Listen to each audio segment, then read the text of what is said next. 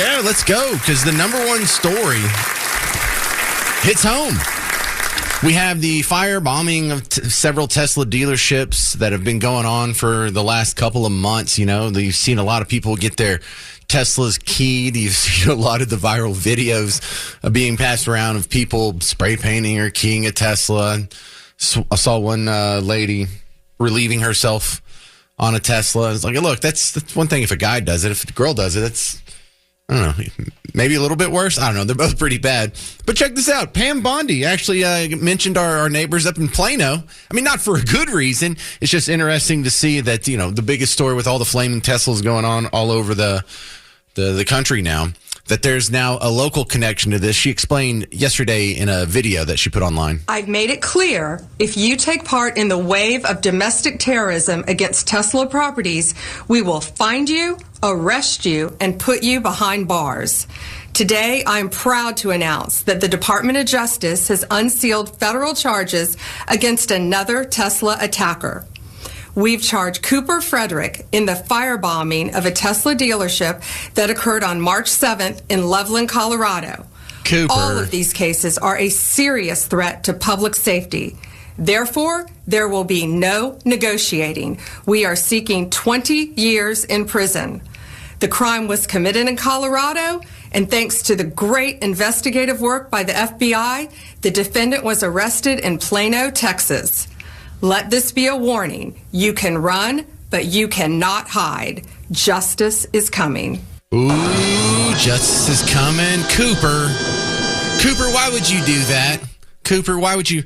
And I love it because you could tell almost, you probably picture the guy in your head. You know, he's a bourgeois, effeminate, probably white, liberal who has had a super cushy upbringing, because they do the thing that we didn't do it when we were kids, but sometime when you and I were in school and now, like, they started naming their kids first names, last names, right?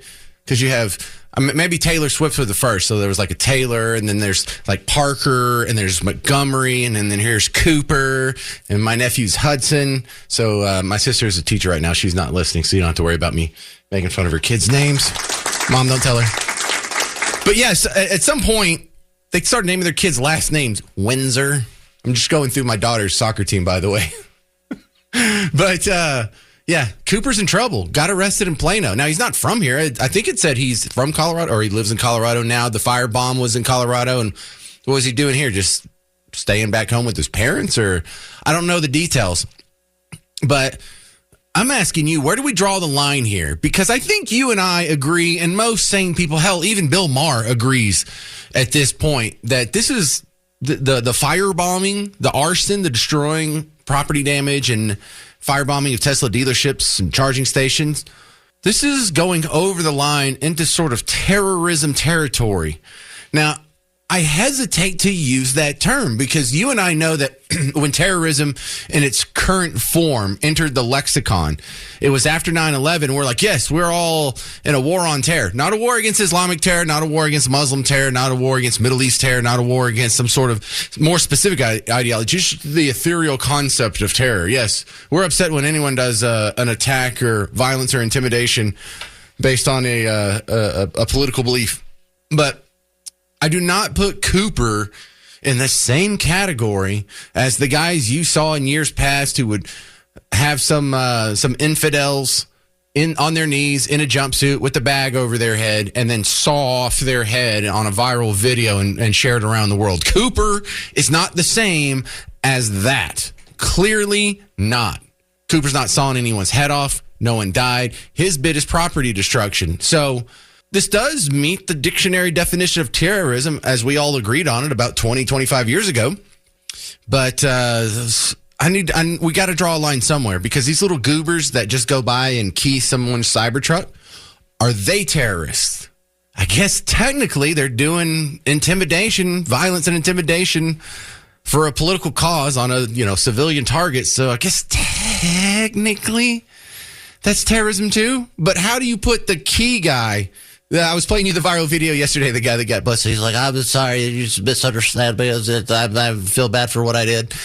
That's not nearly the same thing as the guy sawing off heads over in the Syrian desert. So is it terrorist? I guess. Is it the same as what we used to consider terrorism? Absolutely not. Should they go to jail for a long time? Maybe not the key guy, but the firebomb guy? Sure. If you're intentionally setting infrastructure ports on fire, if you're using Molotov cocktails to send a political message. And who's running around spraying swastikas? How many swastikas do you have to spray and you still get to call your political opponents a Nazi? Anyway, these are all rhetorical questions. I just wanted to get you caught up because I thought you'd be interested in the Plano connection. And Pam Bondi actually mentioned us last night. The new U.S. Attorney General, Pam Bondi, got us a shout out. Not for good reasons, but hey, shout out nonetheless. I will continue to keep an eye on this, primarily because I love the video and audio that comes from it. But also, man, when are these kids going to calm down? And do you think they're ever going to regret it? We talked a lot about the domestic headlines. Let's look at foreign policy. We got Dr. Jeffrey Brodeur. He's a expert in chemical, biological, radiological, and nuclear at Rigaku. Welcome back to the James Show, Dr. Jeffrey. Thank you very much, sir. Good to be with you. All right, I want to talk about the three big hot spots here, starting off with Russia, Ukraine. Do they have a ceasefire or not? Kind of, sort of, not really. Yeah, that's what I see. The ceasefire was supposed to address regions of the Baltic, that zone, and then critical infrastructure for oil refineries and that sort of stuff. So about, I think, maybe 3 days after there was a general agreement, there were general violations on both sides. I think we're doing everything we can to hold that bit of the potential ceasefire together. Right now with baling wire and scotch tape, albeit. Well, what's the holdup? What can we not agree on, or what can Ukraine and Russia not agree on?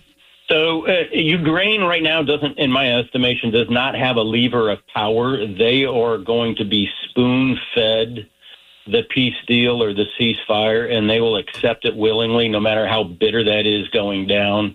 Russia appears to hold almost all the cards now. This is not unusual for Putin. He is positioning his forces to create a military advantage prior to agreeing to any ceasefire or peace talks. Most experts believe that the one thing that Putin is proficient at is violating peace treaties. And he will find the time and the space, potentially after President Trump leaves office, to violate the next peace treaty as well. So he wants to position his forces so that he has the tactical advantage should he choose to do that in the future. All right, let's move on to the next hot spot. Israel, Gaza. Are those kids ever going to get along? Hopefully not. And Israel will be successful at the day.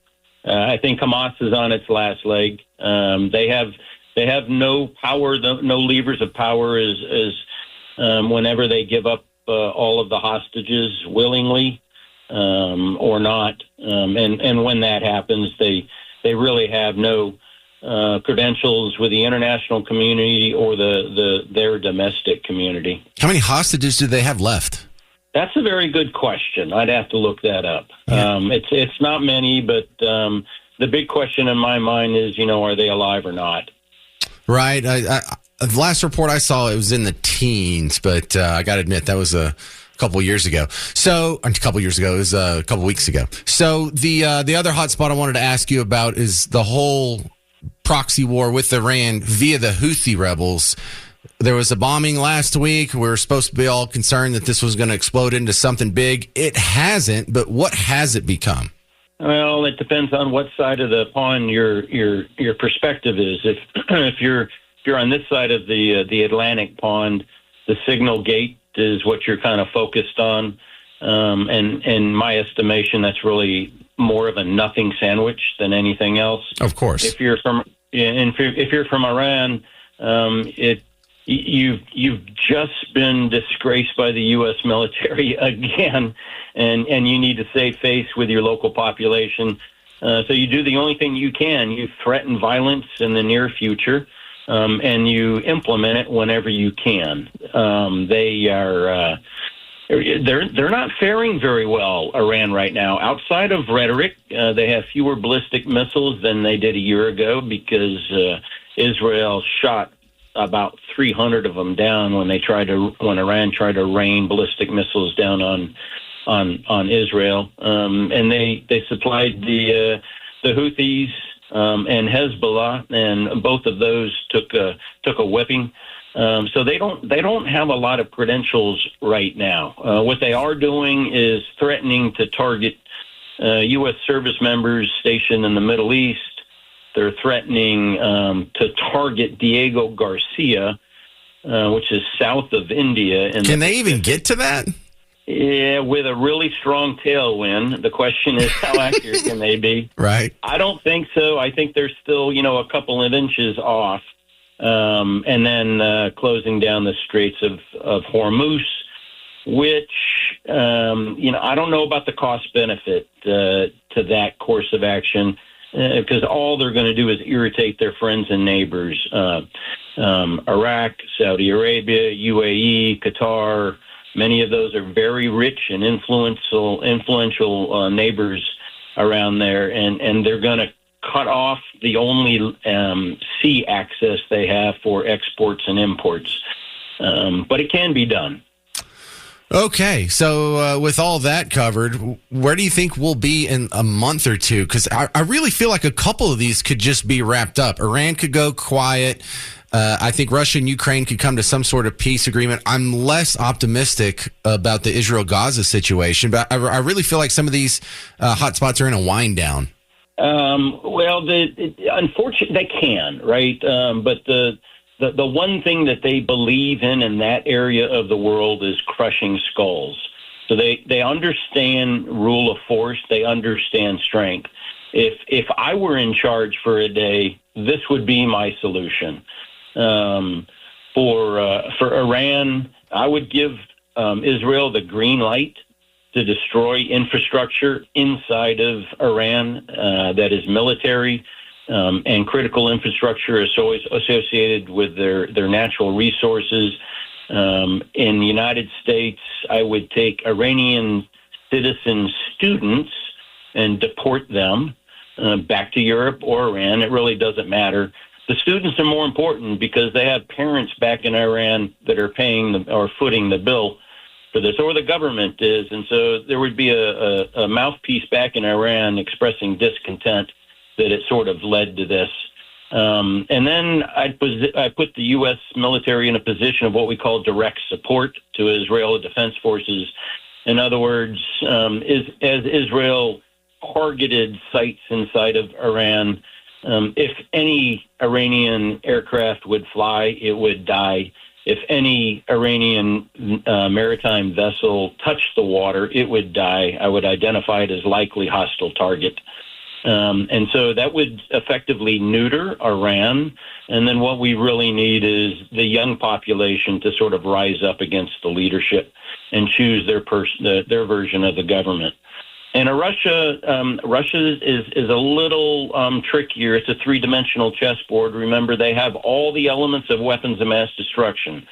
They have chemical weapons, they have biological weapons, radiological, and nuclear, and they've threatened to use nuclear weapons in recent history. There's documented proof that they use riot control agents in the Ukrainian area of operations. So I would feel uncomfortable pushing them in a corner. However, the central bank of Russia, I think, is and should be the target. To the degree that Department of Treasury can freeze their funding and their ability to do business for the government of Russia, and to the degree the European Union would be willing to cooperate in that endeavor, we would effectively put a stranglehold on Russia.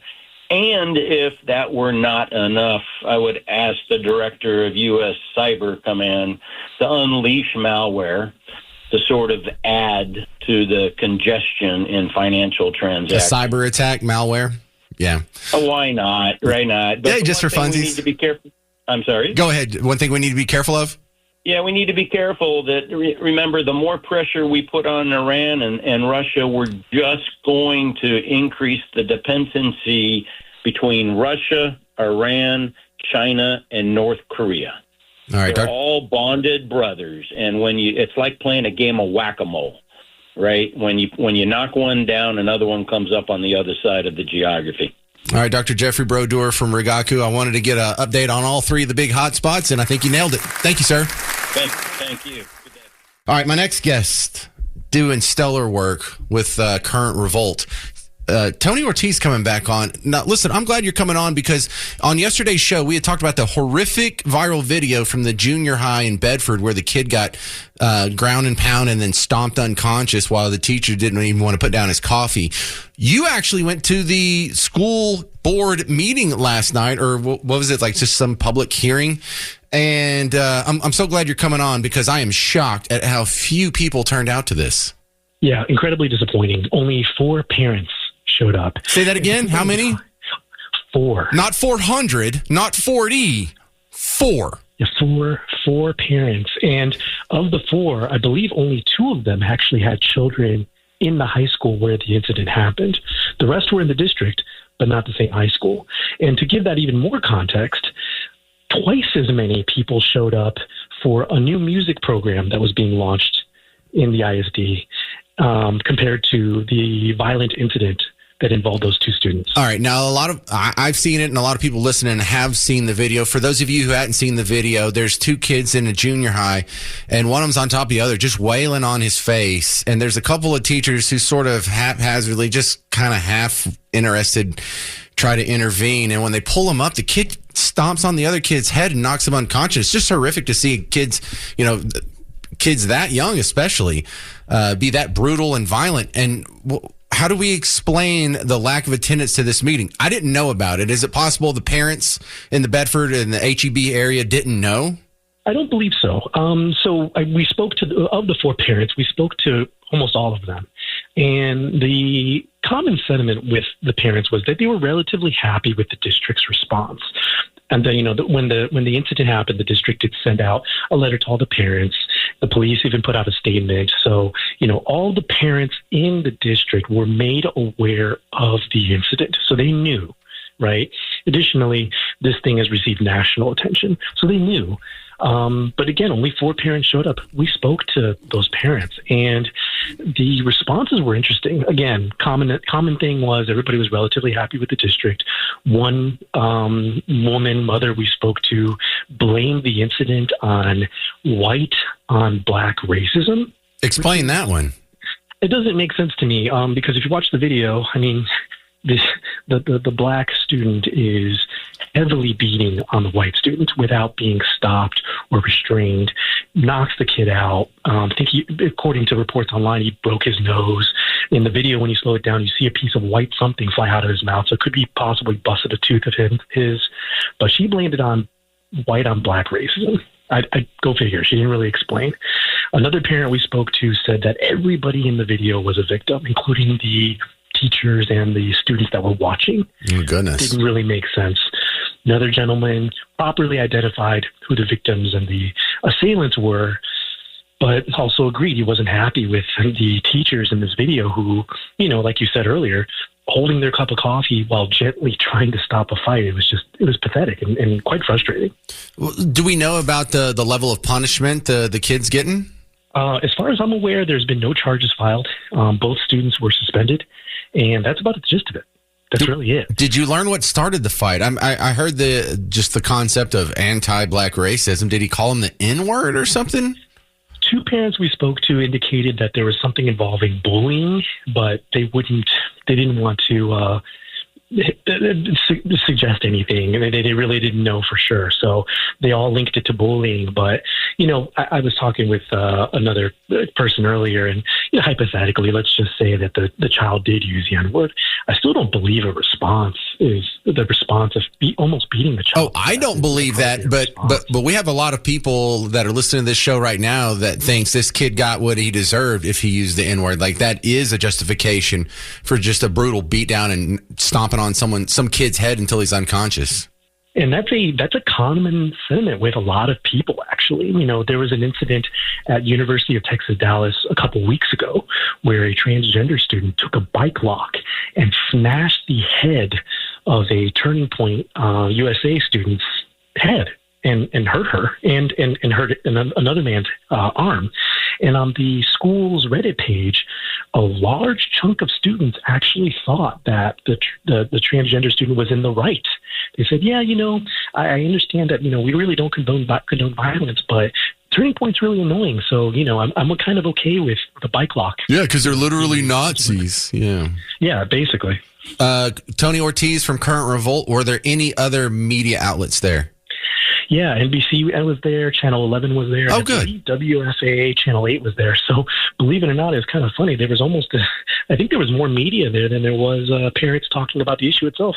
That is wild. Okay. Anything about the fight that we don't know that you learned at the meeting? No, the school it didn't really, it was an open session, and the school board meeting was from 6 p.m. until 9 p.m. at night. And they didn't take discussion about the incident until 8:30 p.m. So they waited until the very last minute. They buried it. They buried it, and the school also announced they wouldn't be commenting at all or responding at all to the parents who were issuing statements about the incident. But two of the parents suggested that the school needed to institute social emotional learning in order to stop these sorts of events. Yeah, because that's the problem. Not enough social learning. All right, this is Tony Ortiz from CurrentRevolt.com. If you want to see the full interview with the one of the parents, I watched the whole thing, and it kind of helped you digest a little bit what was going on. But CurrentRevolt.com if you want to see Tony's rundown of the meeting from yesterday. Thank you very much, Tony Ortiz. Thank you. All right. Terrible story there, too. Cost of healthcare. Not only is it going up, it's going up faster than inflation has been your entire life, pretty much. And on top of that, we may be facing a doctor shortage coming up, but not because we don't have enough doctors. We just don't have the right kind of doctors. Let's ask another doctor. Dr. Bill Hennessy's coming back on the James Show. Explain to me, do we have a doctor shortage now, and is it about to get worse? Hey there. Hot off the press, it's the President Trump signed a law that hospitals are no longer permitted to employ physicians. This will create tremendous doctor efficiency, the autonomy to create best decisions for patients, and it's the future of medicine. Hang on a second. This is a breaking headline? Okay. April Fools. Sorry, okay. You got me so good. That's what I won. You got me so good because I was not understanding how that was going to help anything. All right. Jokes aside. Man, congrats on getting me. I fell right for that. What is our situation like? Are we in a doctor shortage now? Yes. And there are three main reasons, and we can go one by one. One, follow the money. Two, the electronic medical record. And three, women. And the shortage is probably greater than the 90,000 doctors being reported. All right. Well, explain all those. Women? How do we blame them for that? Well, in the 1970s, 7% of physicians were women. Now it's 50%. But they don't put in the 70 and 80-hour work weeks that their male counterparts do. When you're in that 30, 40-year range, a lot of them are doing this thing called having a family, which means they want to work 20 or 30 hours and just part-time it and be home with the kids. And that's okay for their families, but it adds to the physician shortage. Well, thanks a lot. Let's talk about some of the other reasons then. Did you say follow the money, the cost? Yes. So the average family physician is making maybe $150,000 to $175,000 a year. What? That sounds good. Well, you take taxes. Yeah, well, that's not a whole lot more than like the median household income. You hear doctor, you think that they're going to be living in a giant house in Highland Park. Yeah, I do think that family doctors work their tails off, deserve to get paid more. But if they don't, they're coming out of medical school with at least $300,000 of debt. They're mortgaging a house while renting an apartment just to make ends meet. It doesn't make sense. So they're going to go into specialties because they can make more money to pay off the student loan debt. So financially, they have no choice. Okay, now that all makes sense. Wouldn't that betray a bigger shortage of doctors in these specialty arenas? You would think there's a day that, yes, there's going to be too many specialists and not enough primary care physicians. That day's today, but it's only going to get worse moving forward. There are a few programs where the student loan debts can be paid off if you join Army, Navy, Air Force, Marines. There's ones where if you go into a rural area and give 3 to 10 years of your life, they'll pay off your debt. We need more innovative programs like that to put primary care into areas of great need. All right. Dr. Bill Hennessy, CGASaves.com. Is that still your website? Yes, it is. And our number one solution is get rid of the electronic medical record. It slows down all doctors by 25%. They're staring at iPads instead of looking at you and treating you like a patient. Now, that's interesting. All right. Go to CGA Saves if you have some big healthcare expenses and you need a consultant to help deal with that. That's what Bill Hennessy does in his day job. I appreciate your expertise, sir. Thank you.